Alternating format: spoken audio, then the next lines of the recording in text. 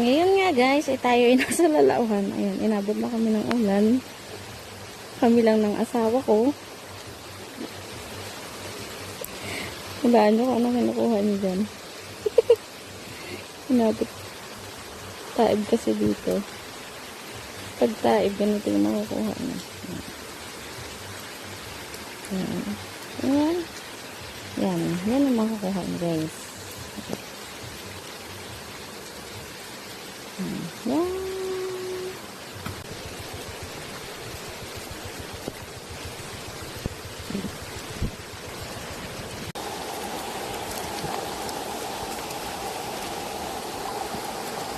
Nakuha namin. Ang ilang tao yan? Ba't may ganti? Pang isang pamilya na siguro to. Nakakatintoy.